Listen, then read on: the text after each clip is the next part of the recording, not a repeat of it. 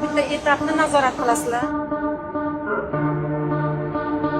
Saqlab qolish kerak bo'lgan narsa bu bir xil. Mahsulotni g'ovakorligiga 3 ta e'tibor berish kerak.